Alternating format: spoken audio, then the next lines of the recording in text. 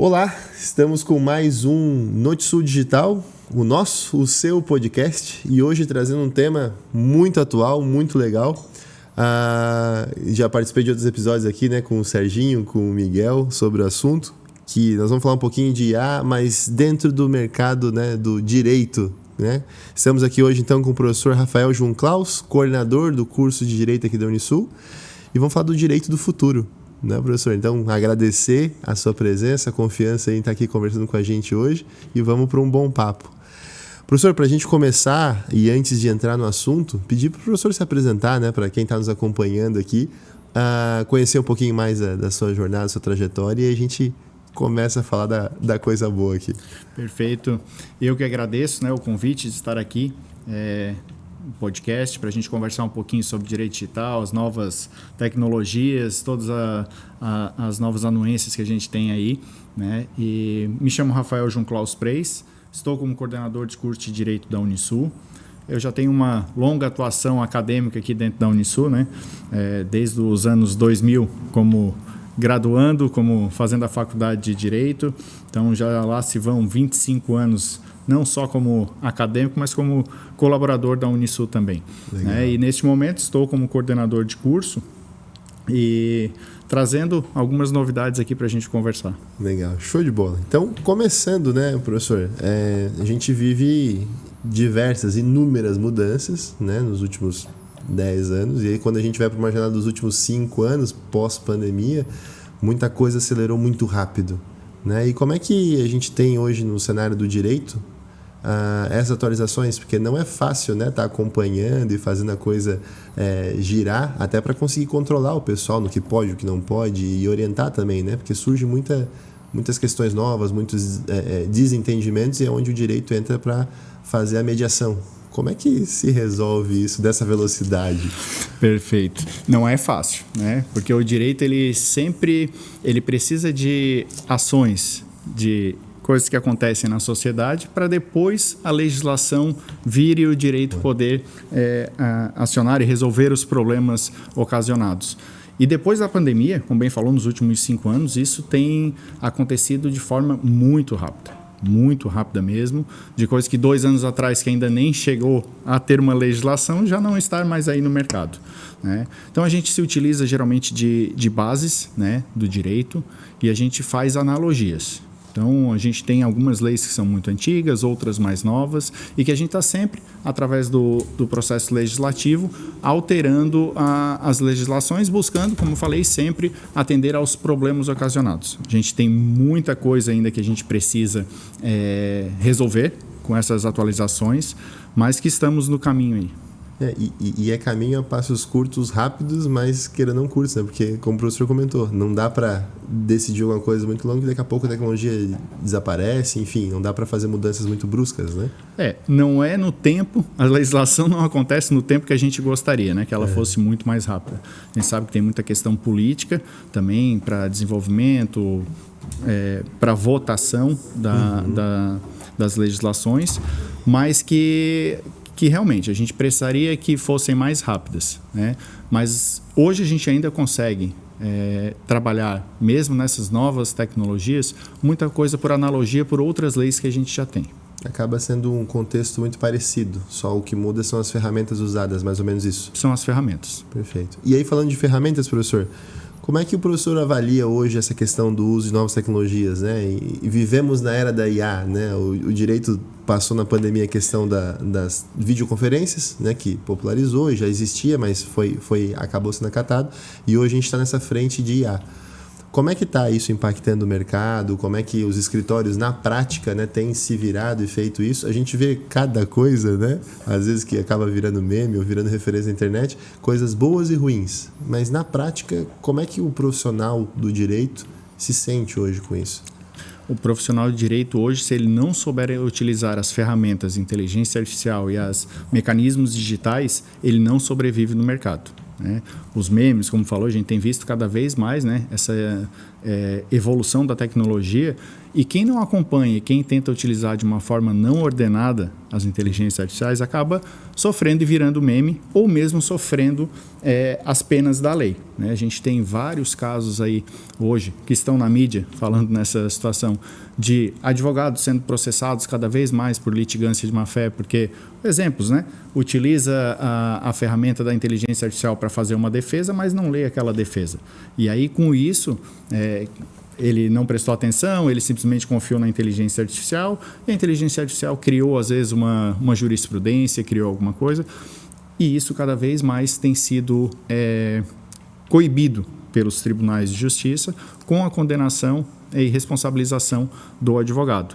Mas não é só advogado, né? Vamos Tivemos alguns casos aí de até juíza, eu acho que foi, né? Isso, teve uma juíza no Rio Grande do Sul há pouco tempo, foi esse ano, né? Sim. Que ela foi... muito produtiva. Foi muito produtiva. Eu não lembro se foram 4 mil ou 40 mil decisões que ela fez muito rápido, né? Em 1 mês, 2 meses, utilizando a inteligência artificial. E tinham vários erros, porque com 4 mil ou 40 mil ela não conseguiria ler, simplesmente fez no atacado e tinha muitos erros, muitos problemas. Então aí o tribunal também coibiu isso, né? Acabou reprimindo a juíza, e isso é o que a gente tem visto no dia a dia da advocacia. Então a gente precisa tomar um cuidado, os operadores de direito, tomar um cuidado muito grande com a utilização das ferramentas. Ele precisa estar atento e ele precisa unir o conhecimento que ele tem do direito e aprender a utilizar a ferramenta, unir as duas coisas. A gente, em toda conversa a gente tem a oportunidade de falar com especialistas e tudo mais, é ferramenta, não é final, né? Então é um meio para um fim, tem que ser revisado. Mas, professor, dentro disso, e aí tem até entrando na questão, né, de desafio ético legal, que é justamente isso que a profissão vai passar, o setor vai passar, assim como os outros estão passando também. Quando uma juíza aprova uma decisão e cria-se uma jurisprudência, movimenta todos os outros casos, porque a partir disso, é causa-ganha, a gente vê isso em algumas decisões são sempre da mesma forma. Isso é um impacto claro que pode prejudicar a sociedade como um todo, quando a gente tem uma situação dessa. Não, com certeza, né? Ele pode prejudicar toda uma sociedade, mas assim, os tribunais hoje já utilizam também a inteligência artificial, né? Os advogados utilizam nos escritórios, os tribunais utilizam tanto nas câmaras quanto nas decisões, eles já têm essas utilização de ferramentas digitais. Nos tribunais, eles já têm também outras ferramentas para uniformização de jurisprudências. Então, todos utilizam. Num caso desse, como por exemplo dessa juíza, ele não se tornou uma decisão de segundo grau, né? Então, ela não traria esse prejuízo, esses problemas, porque ainda passaria pelo exame dos desembargadores no tribunal para ter para se tornar uma jurisprudência e se tornar como regra, né? Mas que isso traz um alerta para que a gente tome cuidado com a utilização das ferramentas. Às vezes uma coisa muito complexa ou muito específica pode acabar passando. E aí, né, tem um problema. Sim, o erro pode acontecer em todas as esferas. Exato. Legal. Professor, e existem algumas áreas específicas do direito que sofrem mais ou menos com isso, considerando todas as possíveis áreas de atuação que a gente tem? Praticamente todas as áreas vão sofrer com a inteligência artificial ou com esses problemas, né? Porque, vamos lá, direito civil, a gente tem o direito digital, né? Tem a questão da responsabilidade civil, quem que é responsável por por exemplo, uma decisão, por a responsabilidade civil por um veículo autônomo que por um acaso se acidentou, né? Tem o exemplo que virou meme daquele carro autônomo que estava no programa da Ana Maria Braga e que atropelou ela, né? Quem que é responsável? É o carro? É o desenvolvedor? É a pessoa que estava apresentando? É o desenvolvedor de software? Então, assim, no direito civil a gente tem essa questão da responsabilidade, tem a questão do criminal com os crimes cibernéticos, a gente tem também a questão do direito do consumidor e até do tributário, agora com os blockchains, com as novas tecnologias. Moedas digitais, criptomoedas. Criptomoedas e tudo mais. Então, assim, a gente tem várias, praticamente todas as áreas são impactadas com a inteligência artificial e os novos direitos digitais. Bom, e aí a gente está vivendo, claro, né, profissionais formados em outra época, que viveram uma série de transformações, né, e que mais velhos, naturalmente, acabam que não acompanham tão bem novas tecnologias, tem mais dificuldade, normal, né, da sociedade. E a gente tem profissionais que estão nesse meio termo navegando por isso aí, aprendendo e, né, nessa transição. E vamos ter profissionais que vão ser formados agora já no meio disso tudo. Como é que o curso de Direito hoje, né, o professor como coordenador, o que está sendo olhado para dentro de sala de aula? Como é que a gente prepara um jovem acadêmico, né, para entrar nessa loucura? Porque cada 2 semanas a gente tem uma coisa diferente acontecendo. Como é que você se prepara um profissional para isso? Perfeito. A gente teve uma mudança agora esse semestre, né, de currículo, que é uma coisa normal dentro de um curso, dentro de uma universidade. Então, pelo menos a cada 5 anos a gente tem que rever os nossos planos de ensino, nosso projeto pedagógico e trazer atualizações. Penso que isso cada vez mais vai ser mais curto, esse período, com toda essa mudança de sociedade, né? E com essa alteração, a gente está unindo o que a gente tinha de melhor atrás com as novas tecnologias. Dentro deste novo currículo que a gente está trazendo, além das UCs obrigatórias, das disciplinas obrigatórias que a gente sempre tem, de direito civil, direito criminal, direito tributário, administrativo, essas UCs já estão prevendo a utilização de tecnologias e também fomentando para que os alunos busquem informação também sobre essas tecnologias. Então, professor dentro de sala de aula, está trazendo essas informações, está trazendo a utilização da ferramenta da inteligência artificial para a sala de aula. E, além disso, nós ainda temos algumas UCs específicas que o aluno pode escolher mais ao final do curso, exatamente voltadas para a inteligência artificial, né, voltadas para desenvolvimentos e por aí afora.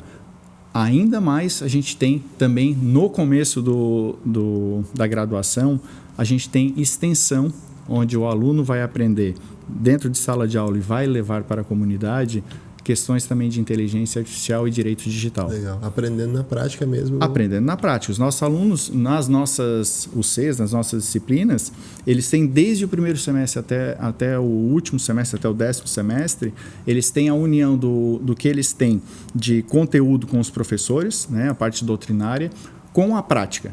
Então, assim, desde o primeiro semestre a gente tem oficinas de júri simulado, audiências simuladas, porque a gente tem 3 tipos de avaliação. A gente faz uma avaliação escrita ainda, né? O aluno vai escrever, vai descrever o que ele precisa. A gente tem a prova objetiva, virtual, e a gente tem a entrega de um produto, que é um trabalho, onde geralmente os professores fazem, né, essa aplicação do conteúdo que eles tiveram em sala de aula com uma teoria prática. Então, desde o começo do primeiro semestre, eles fazem atividades práticas e aí muitas delas, e a grande maioria, envolvendo inteligência artificial. Complementando só essa situação, né, até porque os nossos professores, no início de cada semestre, a gente tem treinamentos. Então, neste início de semestre, que a gente chama de Sala Mais aqui dentro da Unisul, todos os nossos professores foram treinados e o foco principal, o conteúdo principal foi a inteligência artificial.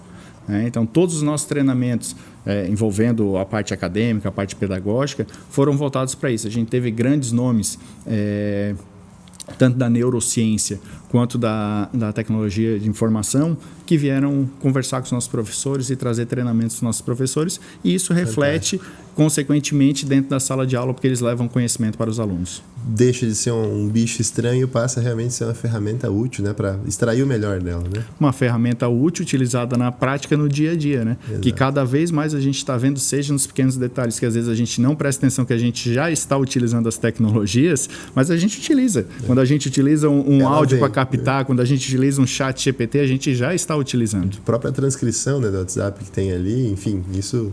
E até o próprio o programa de mensagem como o WhatsApp, que acaba sendo considerado, não, vale agora, né, como prova, alguma coisa assim, que antes só o e-mail valeria. Então, a gente tem essas demandas que vão acontecendo e vai sendo inserido, né?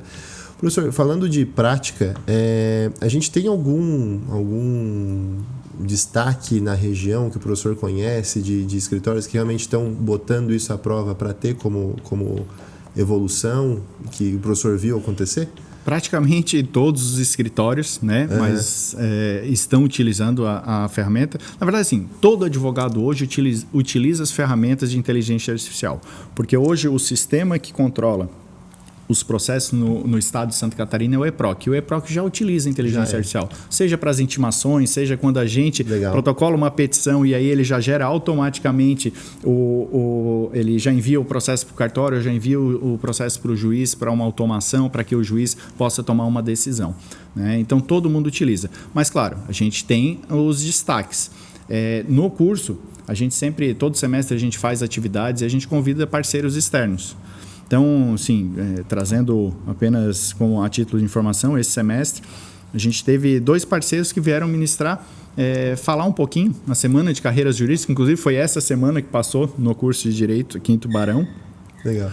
Uma advogada antiga, então assim, não é só os jovens que estão utilizando a inteligência artificial e as ferramentas, né? Uma advogada antiga, inclusive eu tenho a honra de dizer que ela se formou com a minha mãe na segunda turma de Direito da Unisul, e isso há 40 anos, o curso de Direito fez 40 anos. Muito experiente. Este ano, muito experiente, né?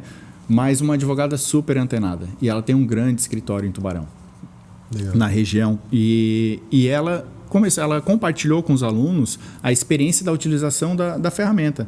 Ela, inclusive, veio um dia de manhã, ela disse que tinha ficado até as 10h30 da noite no escritório, que ela tem automação, que ela utiliza a ferramenta de inteligência artificial e que ela utilizou a ferramenta de inteligência artificial para fazer uma defesa e encaminhar para um advogado, que era um advogado contratado, para que ele simplesmente, depois, ele fizesse a revisão final, né? Claro, ela não simplesmente jogou lá na inteligência artificial e utilizou.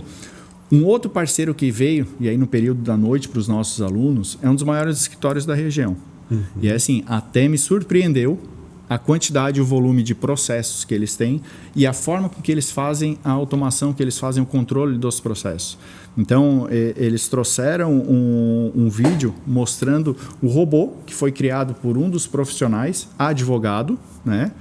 Ou seja, a pessoa é advogado, mas a pessoa tem outras formações, ele se focou na questão da administração de escritórios e ele criou alguns prompts, criou alguns robôs que fazem, por exemplo, a captura dos processos, dos prazos dentro do sistema EPROC aqui em Santa Catarina e joga para dentro do sistema deles. Então, ele fez uma automação e todos os 2 advogados que vieram. A palavra deles é que assim, é preciso utilizar para otimizar o tempo. Principalmente esse segundo, que ele tem um volume muito grande, salvo engano, são 13 mil processos que eles têm. Não seria humanamente possível que ele olhasse todos os processos semanalmente e ele tivesse um feedback para dar para os clientes. Com a automação da inteligência artificial, ele consegue ter os resumos, ele consegue ter os prazos, principais prazos, ele consegue ter toda a informação do processo e que ele consegue dar o feedback semanal ou quinzenal para todos os clientes. Então, assim, é utilizar as ferramentas da inteligência artificial em proveito, né? E muito provavelmente na experiência bate o olho e sabe, opa, peraí, isso aqui tem um negocinho que não está bem assim, né? Para entender e ter a certeza de que o que está sendo passado é correto, a importância, né? É nunca deixar simplesmente que a inteligência artificial faça o serviço. A gente utiliza a nosso favor. Então, a gente vai utilizar a inteligência artificial, mas a gente tem que ter conhecimento e tem que ter a interpretação daquilo que a inteligência artificial escreveu para ver se ela está correta ou não. A gente sabe aí que tem muita inteligência artificial hoje no mercado, né, que quando ela não acha uma fonte, ela inventa.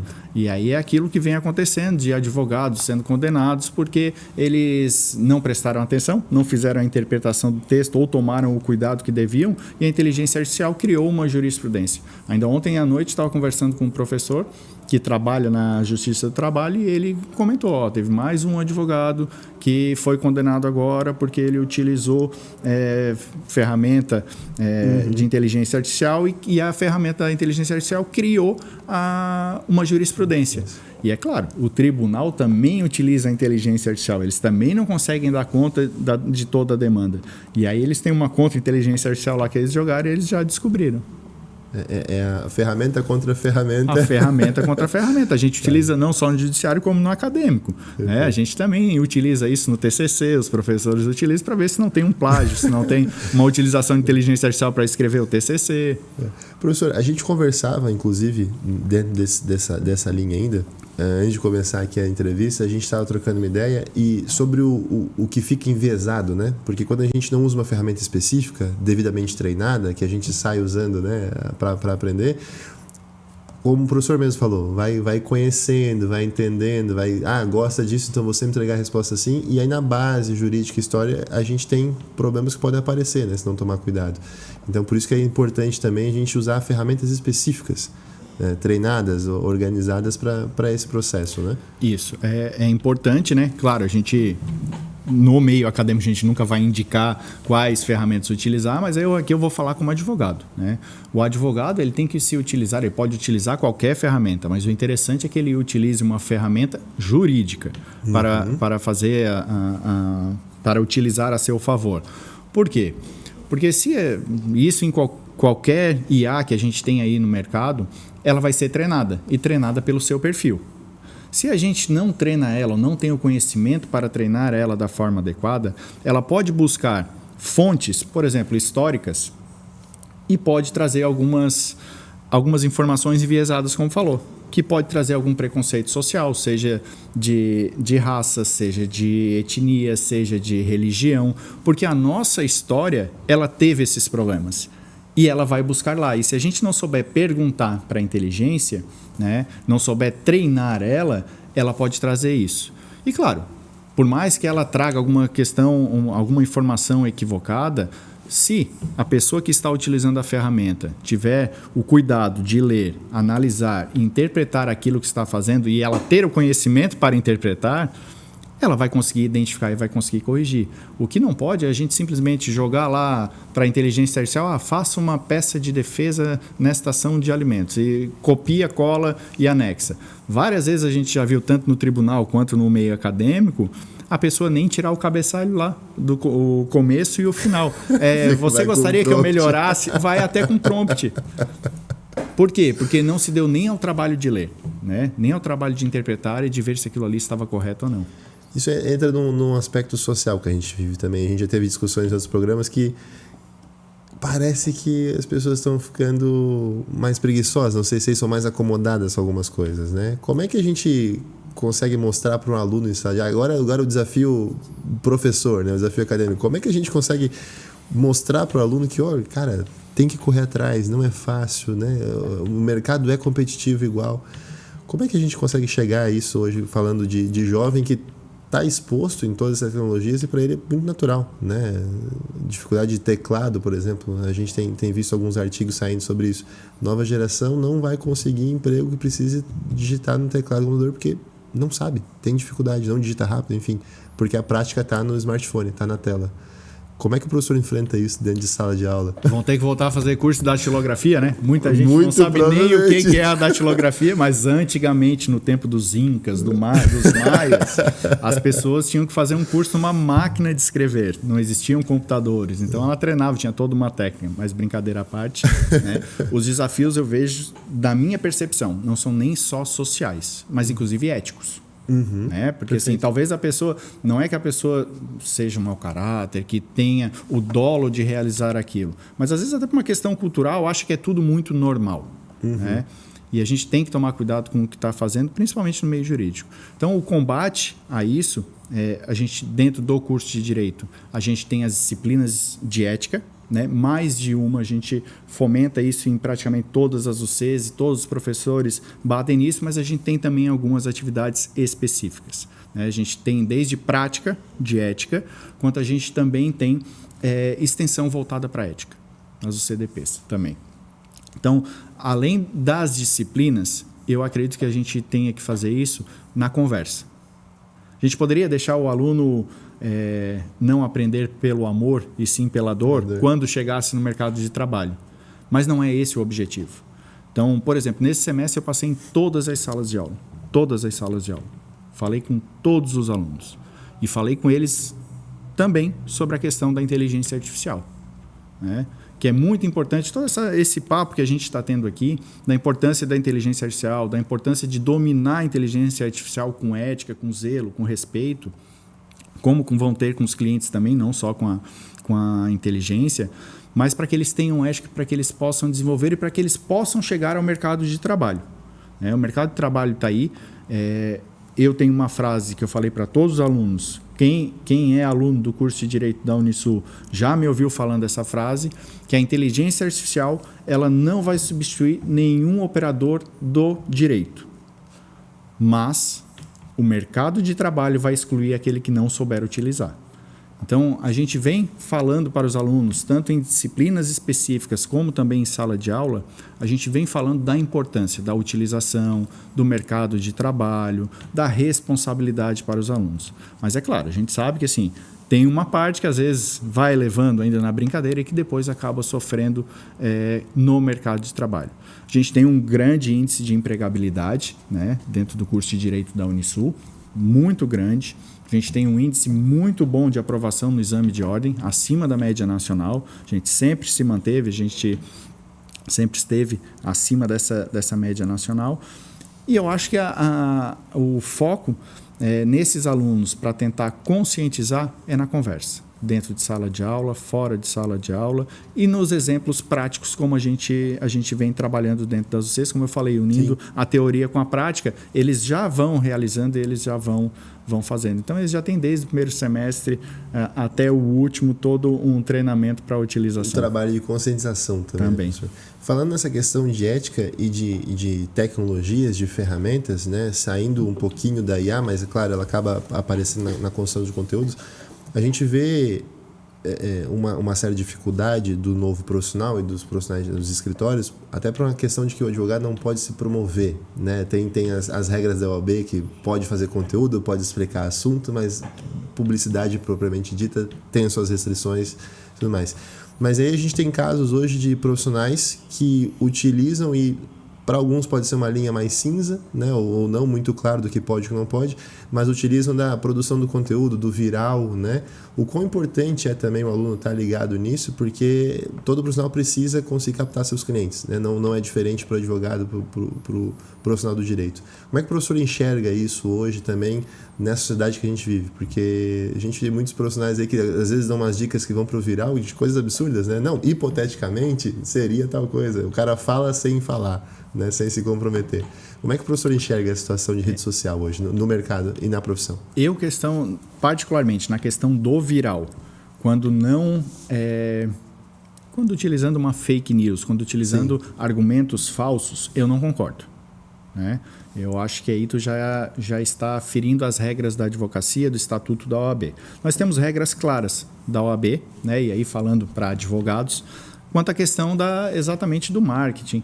Mas nós já melhoramos muito nesses últimos 5 anos na questão da divulgação. Tem uma evolução bem grande. Muito grande. Claro, a gente não pode, tem várias regras específicas do que pode e do que não pode. A gente não pode se autopromover, né? Por exemplo, fazer um vídeo lá e no final, me procure que eu sou o melhor dessa área. Isso não pode. O CTA agressivo, né? Mas tu fazer um vídeo explicativo e depois dizer que, olha, procure um profissional de sua confiança.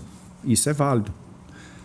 E hoje o profissional de direito, eu sempre utilizo esse argumento com os alunos também, ele tem que se saber vender.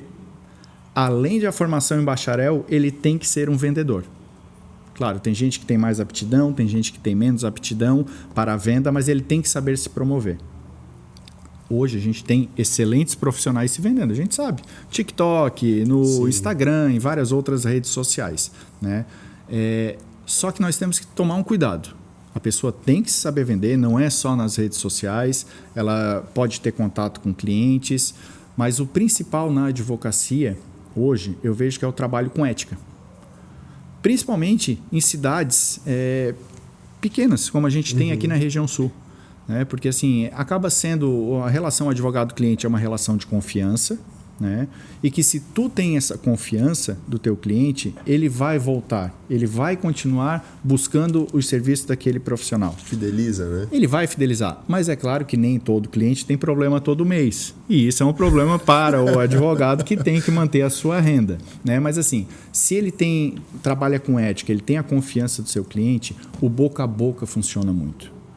Só que o boca a boca às vezes limita.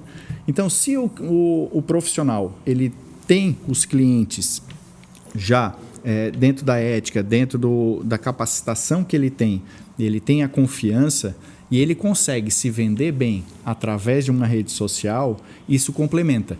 Legal. Né? Por quê? Porque ele vai conseguir atrair um cliente novo que viu ele lá no Instagram falando um vídeo. E aí, trabalhando com ética, com respeito e qualidade, ele vai conseguir botar dentro da sua carta de clientes. Agora, que eu sempre trago como alerta para os nossos alunos, não adianta se vender bem e prestar um mau serviço. Porque aí tu vai estar se vendendo bem, tu vai conseguir angariar clientes e se tu presta um mau serviço, o boca a boca, como funciona para o bem, também funciona para o mal. E aí, se tu se queimar dentro de uma cidade ou de uma localidade pequena, para recuperar isso fica difícil. Então, o principal, né, que eu vejo nessa situação é trabalhar com ética, respeito, dignidade, conhecimento, sendo sempre transparente e honesto com seus clientes e no trato com qualquer um, seja com cliente, seja com magistrado, com qualquer um. E depois, é claro, ele tem que saber se vender e aí dentro das regras da OAB para poder tentar captar os clientes dele. Né? Então, seja fazendo vídeos, seja fazendo posts sobre determinado tema. Não pode... Criativo e correto. Criativo e correto dentro das normas, está dentro do jogo. E assim, acredito que nos próximos anos também isso ainda vai mudar muita coisa. Como tem mudado muito rápido nos últimos 5, acredito que nos próximos 2, 3 aí já deve estar mudando, ter várias mudanças. Não se fala mais em 5, né, não, cara? No próximo ano. Não dá mais para falar em 5 anos. As coisas acontecem muito rápidas. Muito rápido. Ainda dentro de rede social, e agora falando uma questão mais de público, né? Porque temos direitos e deveres, né? Obrigações na questão de sociedade. E existe uma percepção de que talvez a internet é terra sem lei, né? Onde cada um diz o que quer, fala o que quer, publica o que quer, do jeito que quer. E aí, de direito, todo mundo entende um pouquinho, né? Ou acha que entende um pouquinho. O que o professor entende que pode realmente ser feito, o que as pessoas têm que cuidar mais, que pode repercutir de uma forma negativa, nos comentários, nas publicações, né? Especialmente quando a gente está falando de criticar o outro, o próximo, né? A gente vê bastante isso em discussões de política, religião, né? Enfim, todo mundo acha que pode dar opinião e é isso aí. O que as pessoas têm que tomar cuidado hoje? Porque o que eu falava alto dentro de um mercado que podia repercutir, hoje a internet faz isso, né? O que as pessoas têm que entender a respeito desse uso consciente? Eu entendo que o principal é respeito. A gente não fala para o outro aquilo que a gente não gostaria de ouvir. É o ponto principal. Né? E a internet funciona a mesma coisa que na rua, que no mercado, que na padaria. Então, assim, a gente tem a LGPD, que é a Lei de Proteção de Dados, mas a gente tem o Código Penal e o Código de Processo Penal, que ele também é vinculado à internet, ele também funciona na internet. Como eu disse lá no começo, a gente tem leis que são utilizadas, mesmo que não específicas para aquele determinado ponto na internet, nas criptomoedas, mas que eles vão, por analogia, trabalhar e fazer a sua função dentro. Né? Então, assim, além do respeito, a pessoa não pode xingar, a pessoa não pode humilhar. Por quê? Porque senão vai correr o risco de ser processado por injúria, calúnia, difamação, denegrir a imagem da pessoa, uma ação de responsabilidade civil por danos morais, né? Que tudo isso, se eu fizer na rua e se tiver prova, vai ser processado. Tem uma repercussão clara, né? Isso. E nas redes sociais, pior ainda. Porque nas redes sociais está todo mundo vendo. Fica gravado. A abrangência é muito maior. E as provas estão ali. Porque na rua ainda tem as testemunhas que estavam na hora. Se tiver uma câmera, hoje a gente tem bastante câmera em todos os lugares, mas se não tiver, fica adstrito a prova, aquela prova testemunhal que a gente tem na rua. Na internet fica gravado. E tem até métrica, né? Tem métrica, tem o print, né? Botou uma vez na internet, me arrependi, apaguei. Quantos a gente viu aí que botou, deu 5 minutos, 2 minutos, apagou e já estavam os prints rolando para tudo quanto é lado. Então, assim, tem que tomar cuidado, né? É um crime que tem acontecido cada vez mais. Tá? Ontem eu ainda fui procurado por uma cliente, exatamente nesses moldes. Uma pessoa foi até a internet, denegriu a imagem dela, e aí ela veio me perguntar, mas será que vale a pena mesmo entrar com ação? Deve registrar boletim de ocorrência, deve entrar com ação, até para que a pessoa saiba que não é uma terra sem lei. Se ela está fazendo isso com essa determinada pessoa hoje e ficar impune, amanhã ela vai fazer com outro, depois de amanhã com outro, entende, e por aí por diante. Pode fazer. Isso. Então, a gente tem que tomar muito cuidado, né? E sempre digo, não faça para o outro aquilo que você não quer que faça para você. Perfeito, professor. Dentro desse cenário, né, do que a gente vive hoje com ferramentas IA, A gente falou do que está sendo transformado, né? De produtividade, de facilitar algumas coisas. Existe alguma área nova sendo desenvolvida? Algum direito específico? Tem, né? A gente tem aí várias carreiras jurídicas que estão sendo desenvolvidas. A gente tem aí o direito digital, a gente tem o copilâncio, o SGD, a gente tem aí o engenheiro jurídico, né?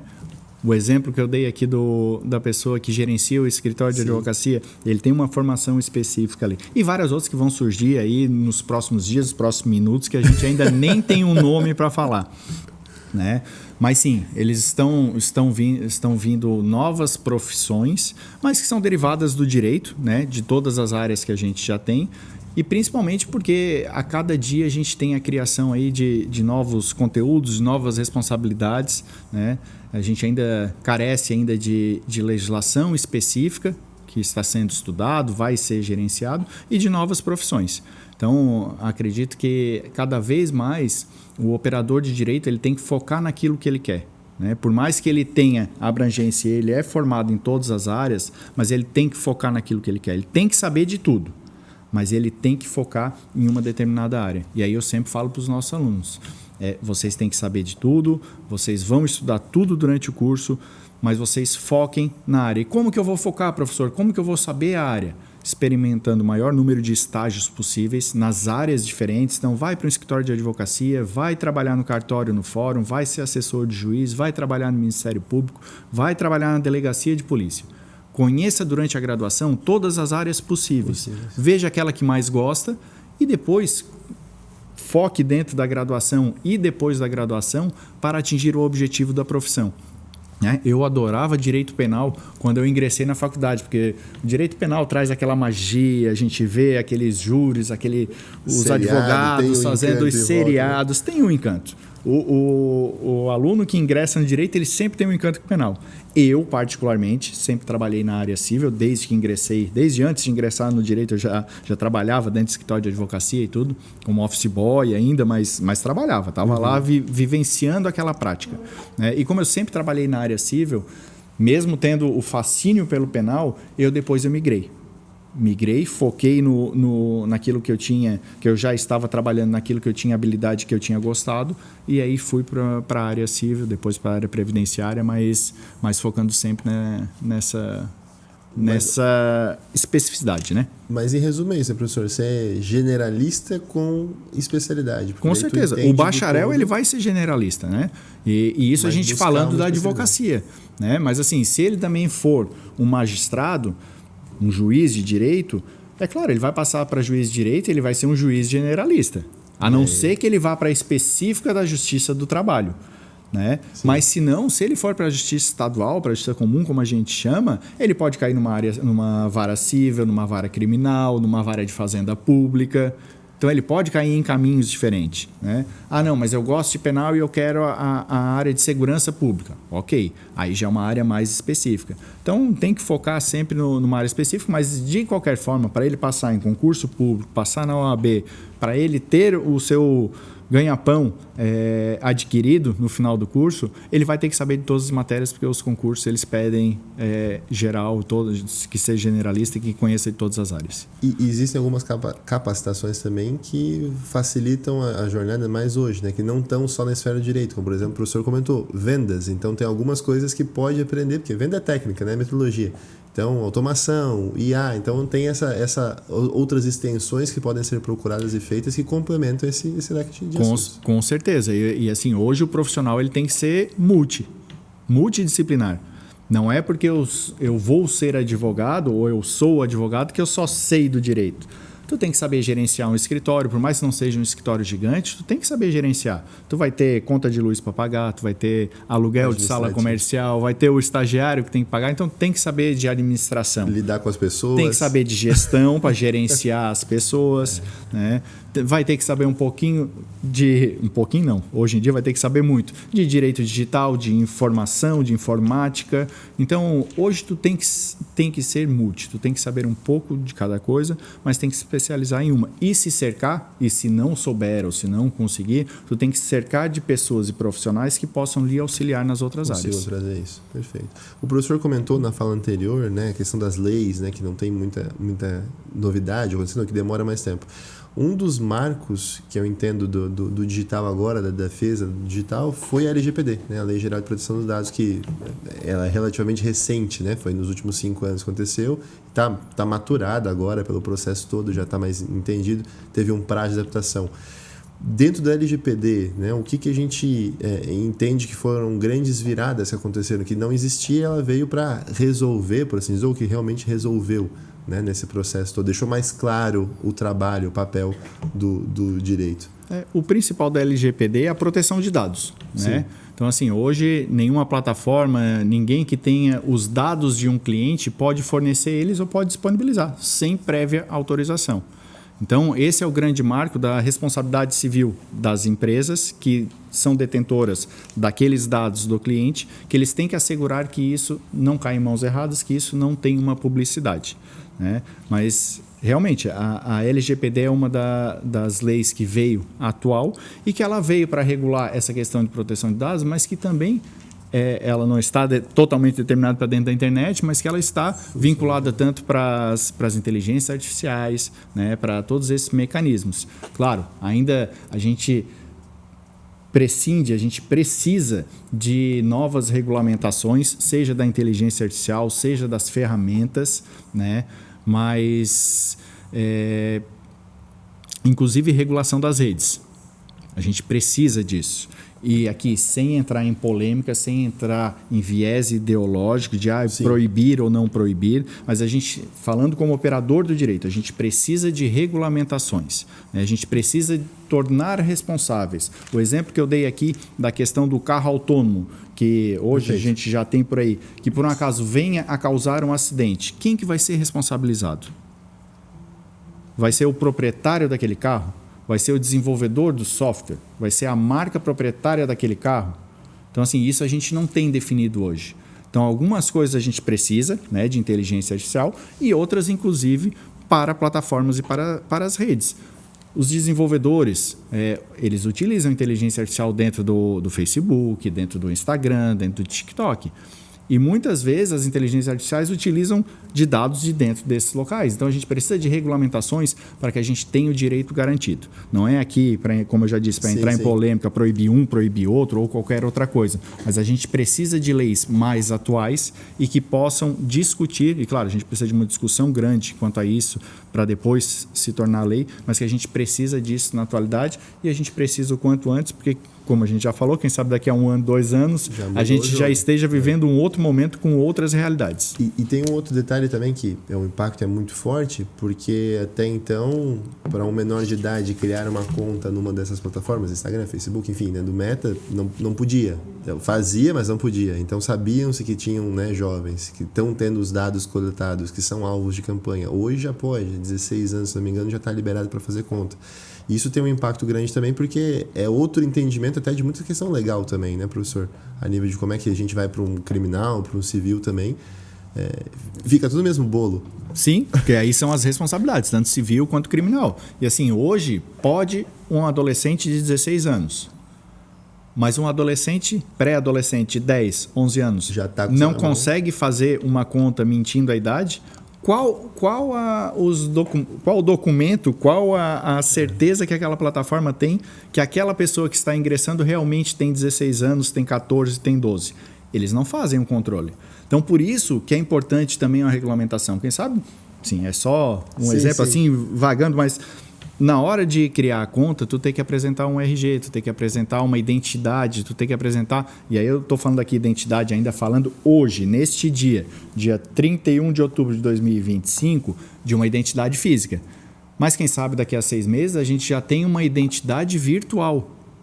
Algum passaporte virtual, a gente pode, daqui a pouco se cria um passaporte virtual e esse passaporte pode ser utilizado para a criação de redes, para a criação de dados na internet, né? São coisas que estão aí, estão vindo, estão em voga. Tem uma série de certificados que garantem, né? A própria questão da assinatura de documentos digitais, que foi um avanço gigantesco também, né? Para não ter que coletar assinatura no braço de todo mundo. É alguma coisa nesse sentido. Alguma coisa nesse sentido, mas que a gente possa comprovar a identidade de quem está entrando. E assim, eu falei de pré-adolescentes, mas também de estelionatários, criminosos, que se utilizam de criação de perfis fakes para atingir a honra, às vezes, de outra pessoa, para tentar criar golpes, seja em bancos, seja em pessoas... E o que mais tem hoje é golpe, né? Todo dia nasce um diferente. Ontem mesmo nós tivemos uma matéria publicada que o pessoal manda no arquivo, né? Tá aqui o teu orçamento. E aí tu baixa e é um trojan que rouba dados bancários e celular. Então, com foto da pessoa te chamando de amigo, de irmão, de pai, enfim, né? Então, o criminoso sabe acessar os dados. Né? É que assim, o golpe sempre existiu. Antes era na frente do banco com os velhinhos, ou eu tenho um bilhete premiado, você me dá 5 mil e eu te dou o meu bilhete que vale 50, porque eu não estou conseguindo sacar. Hoje mudou, hoje os golpes, a sociedade mudou, a vida mudou, a vida está toda dentro de um smartphone, de um dispositivo, então os golpes também migraram, né? E aí os golpes hoje estão todos aí na internet, né? É uma evolução e com os golpes, com o cotidiano, a legislação também precisa acompanhar. Perfeito, perfeito. Professor, então, sim, resumindo aqui, né, a gente falou um pouco de tudo, mas falamos da empresa, de exemplos. Na sua concepção, e aí entendendo tudo que está acontecendo, o que significa hoje ser o advogado do futuro? Né? O advogado atual, no futuro de agora ou para os próximos anos? O advogado do futuro, para mim, ele é um conhecedor das leis, né? Um conhecedor da sociedade, do que está sendo movimentado na sociedade. É uma pessoa que ele vai ter, o advogado do futuro, ele vai ter que ter o domínio das ferramentas de inteligência artificial, ou vai ter que se cercar de pessoas que o façam por ele, né? E principalmente é uma pessoa que vai trabalhar com ética, que vai dominar tanto a questão jurídica quanto a questão da inteligência artificial. Perfeito. E um compilado também, que dica que o professor dá para os alunos que estão, né, o gurizada que está aí procurando uma faculdade para fazer, que acha o direito interessante, que dicas que esse jovem pode ter para ingressar bem no curso, para fazer bem uma trajetória, o que ele pode entender da profissão? Bom, vou trazer aqui, vou fazer o meu comercial, né? Para aqueles que estão interessados, tá, no curso de Direito, a Unisul tem um curso inovador, tá, que está muito atualizado com as novidades do mercado. A gente tem conceito máximo no MEC, a gente tem índices super atrativos e sempre acima da média nacional nos exames de ordem. A gente tem profissionais formados no curso de Direito, como eu falei, 40 anos de curso aqui na cidade de Tubarão neste ano, né? A gente está completando 40 anos de curso, 60 anos de Unisul. E a gente tem profissionais formados dentro da Unisul em todas as áreas. A gente tem delegados, a gente tem policiais civis, policiais penais, comandantes de batalhão da Polícia Militar, policiais militares, juízes, desembargadores, por aí afora. Em todas as áreas de direito a gente tem excelentes profissionais. O que eu quero dizer com isso? Que a gente trabalha sempre com qualidade, né? Primando na qualidade. Que os candidatos eles podem nos procurar através do site oficial da Unisul, né? unisul.br, ele pode acessar ali, vai ter as informações. Se quiserem, também podem acessar o Instagram do curso de Direito, @direito.sul. E como eu falei, a gente está com um currículo inovador, vinculado com as diretrizes do MEC, com as novas tendências de mercado e sempre buscando o melhor para o aluno. Eu sempre digo para os nossos alunos que a pessoa mais importante dentro da instituição são eles. Perfeito. É um curso fácil? Não é um curso fácil. E aí vai a dica, né? Ao ingressarem no curso, levem a sério o curso. assistam às aulas com afinco, com vontade, com responsabilidade, façam as atividades com ética, participem dos estágios das extensões, das práticas jurídicas que são oferecidas pelo curso. A gente tem eventos, a gente faz evento todo semestre. Esse semestre a gente já fez aula magna no início do semestre. A gente fez agora carreiras jurídicas, trouxe profissionais para falar com os nossos alunos, trazendo as novidades de mercado, o que está acontecendo, né? Então, assim, não é um curso fácil, mas realizando com dedicação, com certeza, a hora que concluir o curso, você já vai estar no mercado de trabalho. Então, fica aí a dica, né? Já estamos com matrículas abertas para 2026. Tá? Então, quem tiver interesse pode nos contatar pelo site, pelo Instagram, tem o meu telefone, caso algum candidato ou algum pai de candidato, porque muitos são menores de idade, ainda que estão ingressando na graduação, pode nos procurar ou presencialmente no campus também, que a gente está aqui de portas abertas esperando vocês. Maravilha. Uma estrutura fantástica que a gente conhece, é uma estrutura sensacional. Professor, agradecer muito a sua presença aqui. A gente vai indo aí finalizando nosso podcast. Deixar uma última palavra e agradecer você, né, que nos acompanha, que ficou aqui até agora. A gente espera que tenha trazendo informação relevante, é o que a gente sempre busca aqui.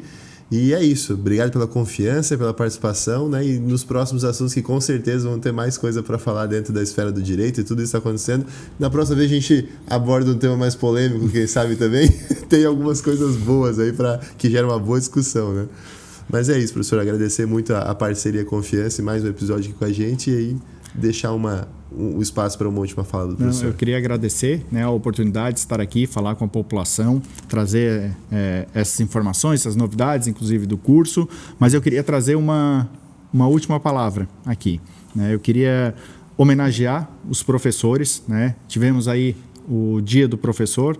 Na Unisul, esse ano nós estamos fazendo diferente, nós estamos comemorando o mês do professor, foi um mês inteiro dedicado ao professor, que ele é o pilar, né, da nossa instituição, é ele que está todos os dias em sala de aula falando com os alunos. Então queria desejar aqui parabéns para o professor, por mais seja que a gente já tenha tido aí toda uma atividade durante todo o mês, né? Hoje a gente teve cantoria, tivemos uma banda de professores, ontem à noite e hoje de manhã, de professores para professores, homenageando os professores para encerrar o mês. E eu queria desejar a vocês muito sucesso, né? Agradecer a parceria de vocês, porque vocês são o pilar do curso. Muito obrigado. É isso aí, né? E da sociedade, né? Uma sociedade que se educa, se desenvolve, tem menos problemas e mais prosperidade. Então, aos professores, parabéns, né? É isso aí. Belíssimo trabalho, professor. Parabéns pela iniciativa. E é isso, então. Ficamos por aqui. Até o próximo episódio e obrigado pela audiência.